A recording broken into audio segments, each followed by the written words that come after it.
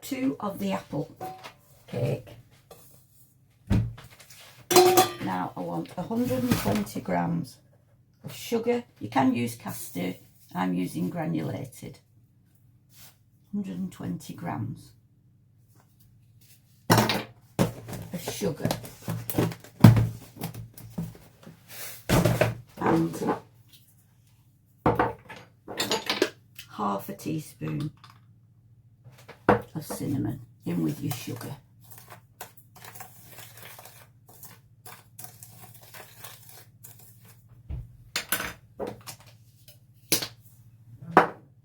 Put your mixer back on with your whisk attachment. Put your mixer back on medium speed. Well, quite a high speed here. We're going to beat these eggs with the sugar and cinnamon. We're going to pour it in slowly.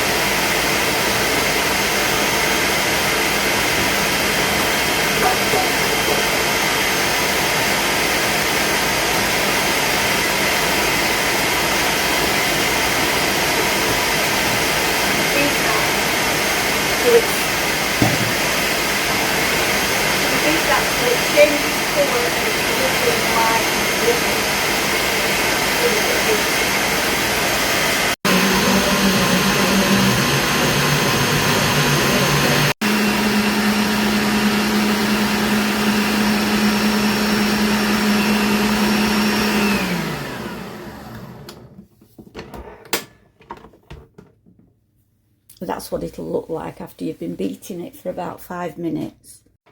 Now you don't need to take it out of this bowl, your mixing bowl from your mixer. You can leave it in there and do the next steps. But I'm going to put it in here, then you can see what I'm doing. So you don't have to pour it into a glass bowl like this. I'm only doing that so that you can see what I do next.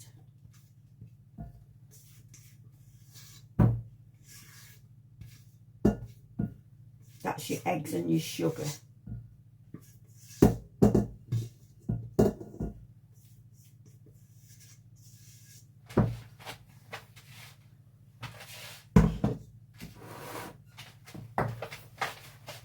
Where gluten-free comes in. If you're making it and you're not making it gluten-free, this is where you add 300 grams of self-raising flour.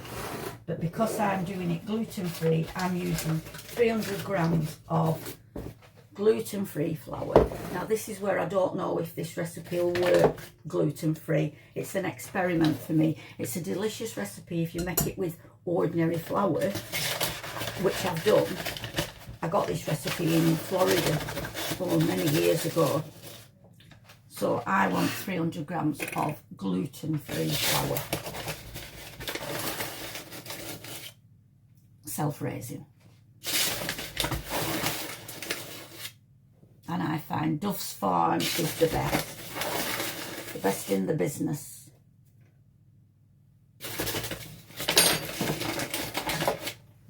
I wash all my utensils, my bowls, my weighing scale, dish away. I wash everything in boiling hot water before I start making anything gluten-free for Alan. And we keep all his flour and his xantham gum and everything. Now then, for a normal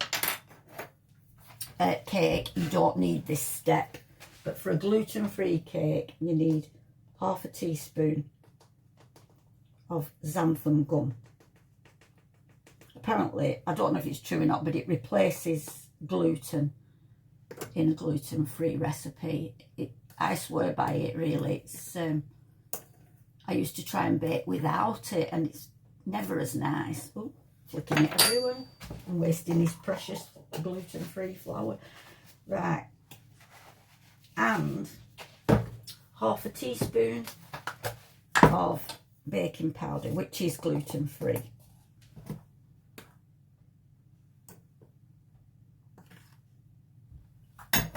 And now I'm going to pop that in.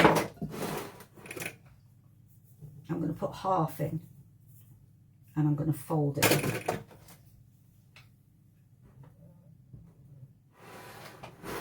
Can you see how fluffy my eggs are? You don't want to get rid of any of that air, so that's why I fold the flour in.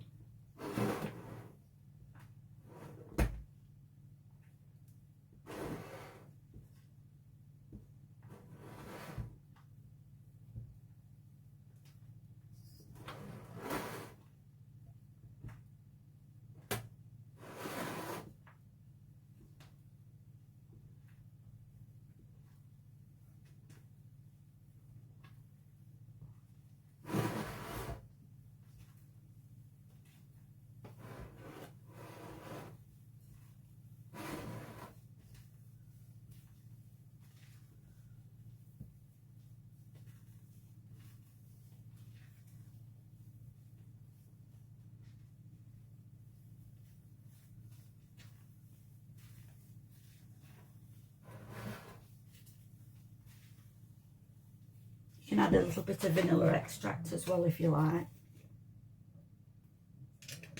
It goes well with the cinnamon and the apples. I'll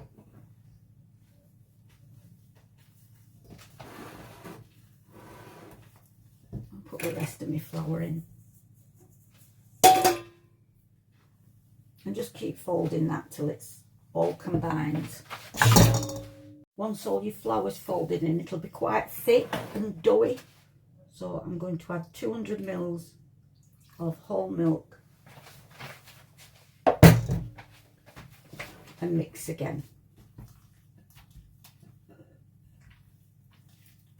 Believe me guys, it's worth it, all this mixing.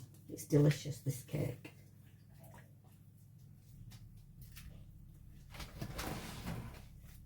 Just keep mixing till everything's combined and it's nice and smooth. Does take a while, but it's worth doing it by hand. It's like an apple pie, if you will, this cake. Nice with custard.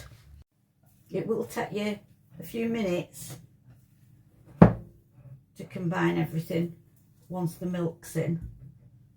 Just keep mixing it by hand like that till it becomes like a bit like porridge, really. By this time your apples will have cooled down and they've become like toffee apples. I'm going to empty them in along with the mix that they're in.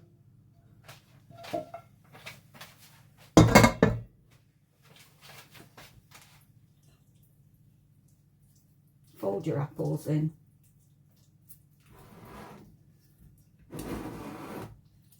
It smells amazing. Oh, I hope it works out with gluten-free flour because it's a delicious recipe with ordinary flour.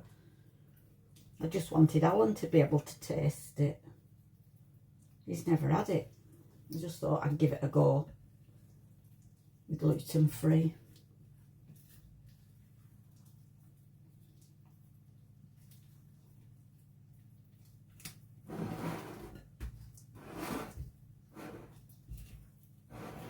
I'm glad I did 3 apples because they've shrunk to nothing really.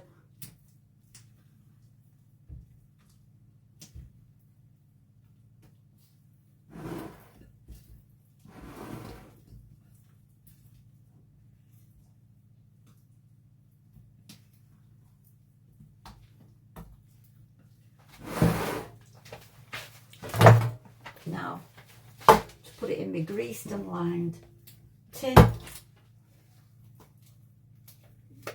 And it's going in the oven now on 150 degrees electric fan oven. Now that's my oven.